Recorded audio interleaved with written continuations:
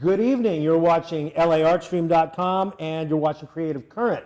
I'm Kelvin Han Yi, and tonight I'm sitting at the brewery complex here in LA, which is formerly the Pabst Blue Ribbon Brewery, but it is now probably the largest artists live workspace in the world, perhaps.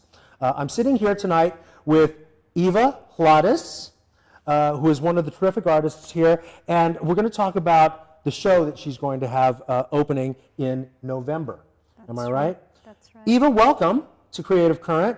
Thank you. Very excited to be sitting in your fabulous live workspace here. The audience is seeing some of your terrific furniture here, and we're going to talk about some of the artwork that you've got up here. But first of all, I want to kind of introduce the audience to you and talk about what brings you to this time and place right here. Something that I found out about you and reading about you is that your story is the same as the story of The Sound of Music, which is my wife's favorite movie. But in fact, you walked across the Alps. I did climb the Alps, yes. To, in a sense, gain your freedom. That's right. Artistic freedom, personal freedom. Right? Originally, Eva comes from Czechoslovakia, right? A place where, at the time, I guess you weren't able to be an artist, right? You tried to get into art school, and because of the system there, maybe you weren't as successful at that. So, what age were you when you walked across the Alps? I was 20. You were 20 I years was old. 20 years old. Was it hard? Was it difficult? It was hard. I think the hardest part was getting the actual visa to go to place where you can escape from. Right. Which it could have happened, if Yugoslavia wasn't there. It was our borders were, watched very closely. So you So had to kind of jump off from Yugoslavia. Most of the people who traveled out to Yugoslavia and, hoping to get visa. And then from Yugoslavia, there was a path to Italy or Austria. We chose Italy. What an adventure. And you were 20 years old. I was What 20. possesses a young woman, 20 years, almost a child still, 20 years old? You were brave. Yeah, I think that's the age definitely helped. Right. To, make this trip and make it successful. And I just really wanted to get out. There was nothing for me in that country at that time.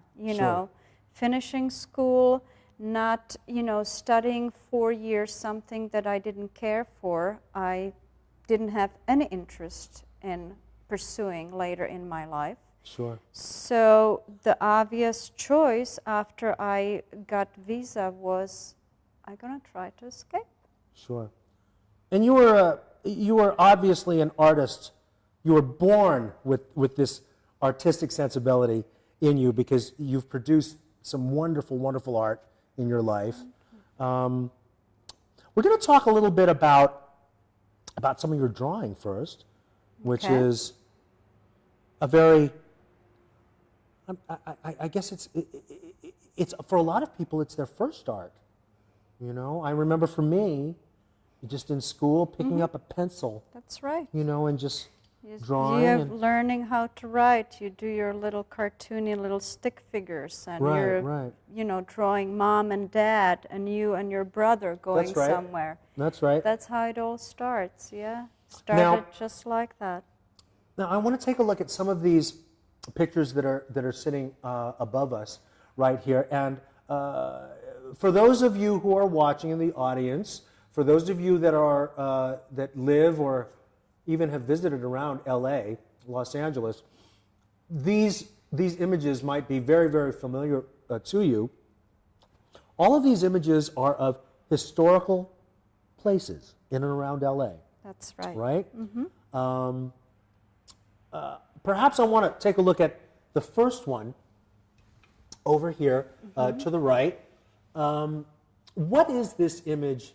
What are we looking at right here? What is this building? It is a street, obviously street scene from Los Angeles. The facade that is in this particular picture, and a photograph that I found is no longer there, or I've been searching for it, I can't find it. The only thing remaining from that times is the tower.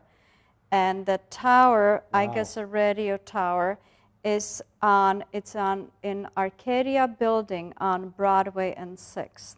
So that's downtown. That's downtown. If you drive south-north on Broadway, you come to 6th Street, you can see it right there. This is a fantastic image that you've got here. Now, looking at this, it looks like it's hard for me to kind of tell what process you used to get this image. And you told me it's simply graphite. It's simply pencil drawing. It's just different kinds of pencils. What is your favorite type of pencil to use? My very favorite and the only pencil I'm using is Tomboy. Tomboy pencils. All right, you heard it here first, folks. Tomboy pencils are the artist's choice. Why is it that you choose to work in this size? Well, so far I'm choosing this particular size is, first of all, the timing involved in this, as you know, how long it takes to create an image of this size. I would love to do a big, sizes in these, but it takes longer? Oh my goodness, I cannot imagine how long that would take me. But how long does it take you to produce one of these images? Well, I would say honestly, each of them is different. Some of them have a little bit more detail than others, but I would say if I had the luxury to sit in a studio all day, I would think that I could complete one of these in about 5 days. Wow. 4 to 5 days. That's full, actually surprisingly days. fast Yeah. to me. That strikes me as very quick work because of the astounding detail in this. Let's take a look at the second one. That is the old CBS building. Is that? I believe is that building still there on Wilshire? No, that building is still there. I think it's on Sunset Boulevard. Oh, right, okay. The sign, of course, is no longer there. Right, but the building is perhaps still there. I think the building is still there, yes. That is just so iconic. It speaks of Los Angeles and the industry and everything. One thing about all of these frames is that they really have a feeling for the time and place. I don't know, the light in them is very LA for some reason. There's white light, right, coming out of them. Yes? There's like no weather, no moods. Yes, there's no weather. Because we don't have that. Not much. No, I really feel that from these images that it really, the light, just like Vermeer looks like Holland, right? The lighting is it's a different thing, right? But this is LA, man. The whiteness, the blank, sort of the colorless blankness. Well, even though, I might take it back now because there was one drawing that sold, and that was the image of the Los Angeles City Hall. Oh. And from 1949, and speaking of not having any weather, that January it actually snowed, and it snowed enough that there was a snow on the ground and was captured in a few images from that time. And did you draw that in there? And I drew that image, yes. And it is fantastic imagery. That's a fantastic image. And so, we get some weather here and there. Let's look at the third picture here. That is, what theater is that? That's the Los Angeles Theater. Los Angeles on Theater. Broadway. On Broadway downtown. Yes, that was the last theater built in a row of theaters, and famous theater row that was on Broadway, and some great theaters still standing there. Oh yeah, and that's fantastic. And this was the most elaborate one from them all in And you can Baroque. see the detail. I mean, you've captured Oh, yeah. the elaborate facade Yeah. and the... Yeah. It's really fantastic work. It really And is. the history is that Chaplin just finished City Lights and would not have it premiered anywhere else but that really? theater. That was the place. So he invested some of his monies into that, finishing the theater. The premiere happened, and Oh, it really? was... His money is in that theater. Yeah. And you've included Charlie Chaplin. Looking at people coming to his world premiere. Let's take a look at the fourth one over here. It is, of course, the iconic Hollywood sign, but in a way that we're not used to seeing it now because there's no... Because there's no land. It's just Hollywood. Yeah, And yeah, it yeah. changed. It Those changed, hills right? definitely changed. I mean, that was put there by the realtor, and it was to sell those properties. Right, right. That hill, let's occupy it. Let's make it, you know. I guess it worked. It worked. Okay, let's take a look at this this fifth one right here, which is the Melody Room is in this image here. Of course, the Melody Room is no longer the Melody Room. It's the Viper Room. It's the Viper Room now, right? In those times, it said that it used to be the mobster place. That's where the big mobsters would meet, and all the big shady deals were made in Melody Room. So it's part of Sunset Strip, of course. It's on Sunset Boulevard, and I just love everything about it. I love how incredibly overdone with billboards and I was and about ads to say, it's and very all dense. that. And it's LA. Yeah, but yes. that's, you know, That's the so mod. LA. Oh my goodness, Just yes. Every inch of the frame filled, you know, with advertising. Buy, yeah. this, get, yeah. Yeah. So that's like the consumerism at its best. And it's, Oh, it's wonderful. you It's know, wonderful. and that's what Sunset Strip is. It's such a visual chaos, always been. It is a... But this is more pleasant, you know. Why is it more pleasant? Well, because it's different. When you It's look from a different around, time. it's from different times, and everything was, whatever they were selling was better looking. I mean, look at the Imperial. Come on. You know, they don't make cars like that anymore. And What they were selling was better looking. yeah. Yeah. I think so. Yeah, I think so. I think so. You are See, right. we're talking about the craftsmanship. Yeah. We're talking about, you know, taking pride in making something. It's you quality. know, I love working on them. They're such a great meditation. You know, they're really, sometimes you can slip into that time. And while you keep drawing for hours because everything is layered and layered. And it gives me that opportunity to think about that world. Well, how it your would experience with these images translates to us when we look at these images because of the placement of all of the objects, you know, in these frames, the careful placement, that all of these images draw you in. They really have a depth of field, right? They really draw you in. Yeah, really there's wonderful. something that, you know, you need to, that was a big challenge with the Hollywood land. Oh, yeah? Because it's got a lot of nature. It's not about architecture. It's Right. more about, it's a landscape. Yeah. You know, with an element of a couple of cars and a building and a distance and a sign. So that one was definitely the most challenging, how to make the hillsides and how to make the perspective, the depth of the drawing. Where, you know, the other ones were much easier for what it was in, Well, you have in this a linear picture. architecture to work with that gives you that. And like a street, you know, you Yes. have a street that is your canvas. visually gives you that depth, yeah, yeah. Where this was really capturing an area, you know, a canyon. Now let's take a look at this last image over here. Of course, that's the Wiltern Theater. The Wilton Theater. The detail in that image is just, it's just mind-boggling. It really is. You've put Tom Waits on the building, on the marquee there. Mm-hmm.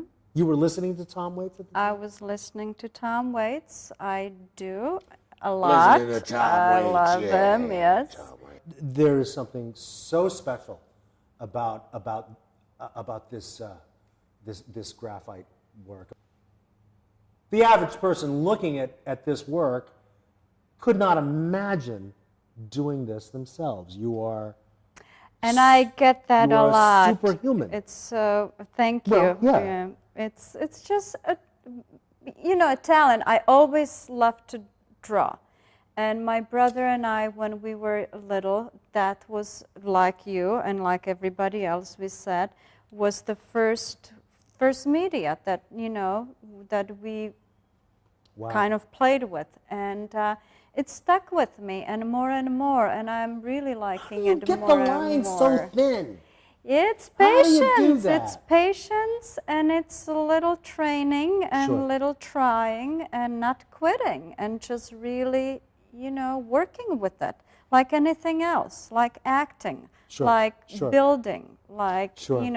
being a good surgeon. I mean, it just takes that time and the patience. And if you have passion for something, it comes. Absolutely. It comes sooner or Human later. beings are capable of amazing things. And, Absolutely. Yeah. Just as long as we teach Yeah. ourselves to do it, right? Yes. Let's talk about the show that you have coming up. Mm-hmm. Now, this show is going to be in November. Show opens in November on the 12th, and it will be in an amazing gallery space in Highland Park near South A great neighborhood. Great A neighborhood. great artistic, vibrant neighborhood, right? Very much. And Yes. what is this gallery called again? It's called MorYork Gallery. MorYork Gallery. And it's at the intersection of Avenue 50 and York Boulevard. And this is a terrific space to view art, but just to be in, right? Because the space itself is... It's unbelievable. Right. It's kind work of an art art. installation, Yes. all of it itself. Yeah. Utilizing a lot of recovered materials and things like that. Yes, it's been there, well, the building obviously itself, it's been there for long, but it's owned by this amazing man, Claire Graham. Right. And he is using the back of the building as his studio, as his creative space. And everything that he makes is display in a space and arranged Wow. in such a way that when you walk in, everybody would say, this is the most incredible. Now, and you're not Place. afraid as an artist of the space competing with your work, because of course you have to hang your work on these walls, but you're not afraid of that at all. You accept that. No, I think it's kind of my work and what he does, because he's using a lot of recyclable Now the work that you're materials. going to be showing, that brings up a good point, is assemblage, yes? Yes, the main component for each piece is a used motherboard. So I go and I look for, trying to look for very, very old motherboards, because I love the, how primitive almost they look, bone-like, they're Bone-like. the connectors and all that. As things get more complicated and better, the look of it is not as good. Oh, and see, really? I'm a visual Really? person, so Yeah, I yeah. love the Again, old. Again, I'm this drawn to that history. History. To that, that what love really it. draws me. So anyhow, over the years, I was able to find these incredible motherboards. They are visually are just stunning on their own. And I try to, you know, make them Incorporate. yes, and make them into something better, you know, incorporating nature elements to it. What, floral, like you've Floral got some flowers and leaves. things? I have a lot of flowers. My homegrown orchids go on to them. Oh, And you grow the orchids yourself? My own and then orchids, yeah. Then then I'll they- dry them, how- and then Now, you're probably not going to tell me exactly the process of how you get an orchid onto... oh, I can tell you, it's very easy. How do you do it's that? like making the stick figures.